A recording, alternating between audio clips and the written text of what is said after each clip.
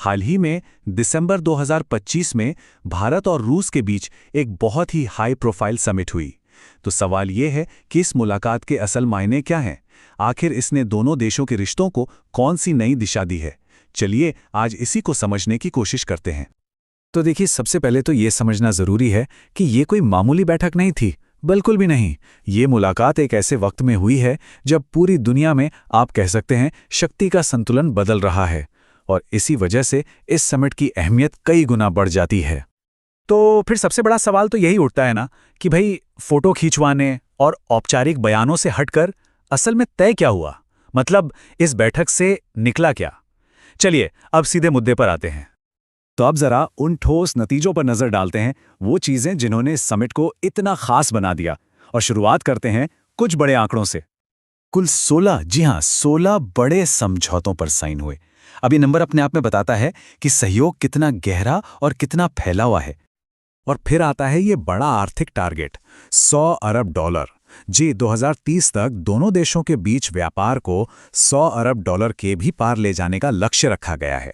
इससे साफ पता चलता है कि आर्थिक साझेदारी को लेकर दोनों देश कितने ज्यादा सीरियस हैं। और हां, यह सहयोग सिर्फ पुरानी चीजों तक ही सीमित नहीं है। जरा इन एरियाज पर नजर डालिए।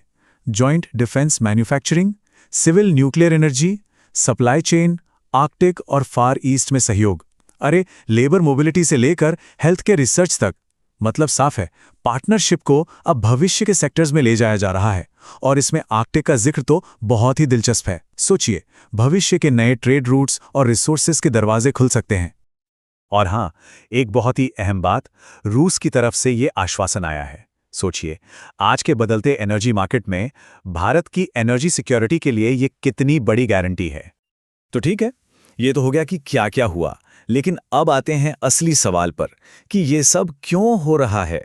आखिर वो कौन सी बड़ी रणनीतिक वजहें हैं जो इन दो ताकतों को इतना करीब ला रही हैं? इसे समझने के लिए दोनों देशों की बड़ी स्ट्रैटेजी को देखना होगा। एक तरफ है रूस, जो अपनी पिवट टू एशिया पॉलिसी के चलते नए पार्टनर्स खोज रहा है, और दूसरी तरफ है भारत, जो अपनी स्ट्रैटेजिक ऑटोनॉमी यानी इस रणनीतिक स्वायत्ता की नीति पर चल रहा है। और सबसे मजे की बात क्या है, ये दोनों नीतियां जो सुनने में अलग लगती हैं, एक दूसरे के लिए एकदम फिट बैठ रही हैं। तो कई लोग सोच रहे होंगे कि ये रणनीतिक स्वायत्ता आखिर है क्या भला? देखिए, सीधे शब्दों में कहें तो इसका मतलब है कि भारत किसी एक पावर ब्लॉक या गुट से बंद कर नहीं रहना चाहता। वो अपने फैसले अपने राष्ट्रीय हितों को ध्यान में रखकर आज़ादी से लेना चाहता है। और रूस के साथ ये जो मजबूत होते रिश्ते हैं ना, ये इसी पॉलिसी का एक जीता जागता उदाहरण है। अब थोड़ा और गहराई में चलते हैं। ये समझना जरूरी है कि ये समिट सिर्फ पुराने रिश्तों पर धूल झाड़ने जैसा नहीं था। नहीं, ये असल में भविष्य के लिए एक नई मजबूत नींव रखने जैसा था।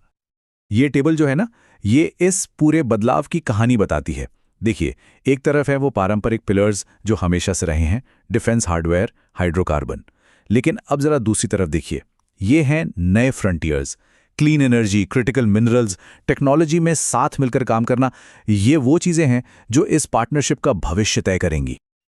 और सुनिए, ये सब सिर्फ बातों बातों में नहीं हो रहा है, इसे हकीकत बनाने के लिए जमीन पर भी काम हो रहा है।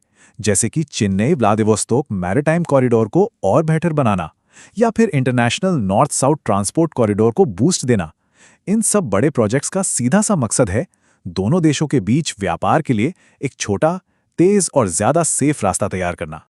तो फिर इन सब का मतलब क्या है? मतलब बिग पिक्चर में देखें तो इस पार्टनरशिप के मायने क्या निकलते हैं? तो निचोड़ ये है कि ये कोई शॉर्ट टर्म डील नहीं है, बिल्कुल नहीं। ये जो समिट है, ये बदलती हुई दुनिया में एक बहुत लंबी, गहरी और कई सेक्टर्स में फैली हुई स्ट्रेटेजिक पार्टनरशिप की तरफ एक बड़ा कदम है। इसका मकसद है दोनों देशों के लॉन्ग टर्म हितों को सुरक्षित करना। और आखिर में एक बड़ा सवाल जो सबके मन में होगा कि जब पूरी दुनिया में पुराने गठबंधन बदल रहे हैं, नए समीकरण बन रहे हैं, तो क्या भारत और रूस की ये मजबूत होती दोस्ती 21वीं सदी का जियोपॉलिटिकल नक्शा फिर से बना सकती है? ये एक ऐसा सवाल है जिसका जवाब हमें आने वाला वक्त ही देगा।